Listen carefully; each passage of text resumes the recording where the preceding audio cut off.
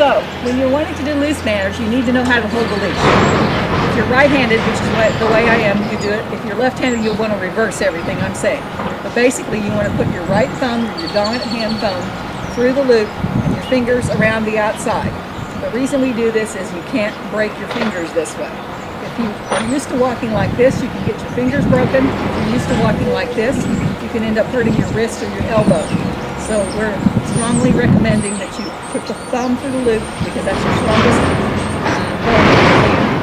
and your fingers around the outside. On your left-hand side, you want the dog up against your left leg. You want to stand up straight with your arms down and get where you're holding at the leash where it doesn't pull up on the collar, where the collar is relaxed, and you have just a little bit of slack between you and the dog. You take and loop the rest of the excess leash up under the left hand and you hold it like a briefcase. So don't hold it like that because that will get your fingers broken again. You want to hold it like a briefcase like this. And then just start walking. Alright? The dog pulls too hard like she's doing right now. The first thing you do is just stop. She should come back to you. Okay. Okay. Okay. Good girl. And then try again. If she pulls hard again, you can stop again. That's the first thing you can try on any dog. Doesn't matter what size they are. So, alright, that's the stopping. Alright, the next thing you can try is walk into their shoulders. That kind of gives them a heads up, hey, I'm over here, you're supposed to be listening to me. The dog should be watching you the whole time you're doing this. You don't need to talk to the dog. The only time to talk to the dog is to praise it and say it's doing a good job. So again, you would walk. The second time, if stopping doesn't work, the second thing to try is to walk into the shoulder. For little dogs that have the all-cloth collars, that's all you can do.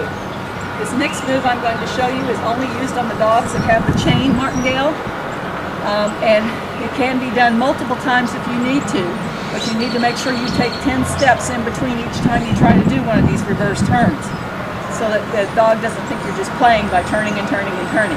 All right.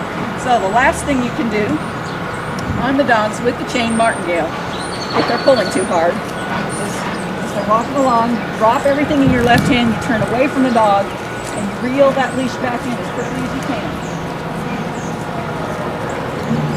One more time.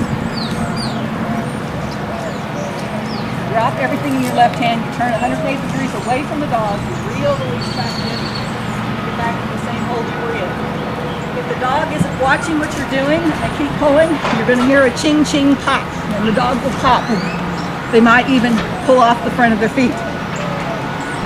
Again, your momentum is their momentum basically is the only thing that's making that happen. If they realize that there's something coming up, they'll run back to your side and you won't get that pop on the deck, and they should know that and learn that over time. You don't want to do any pulling up like this on the leash because then you're using your momentum. What we want is only the dog's momentum so that you don't hurt the dog. If your collar is correctly fitted and you're doing this turn, it will not hurt the dog. It will just keep the dog's attention very strong. And that's leash manners.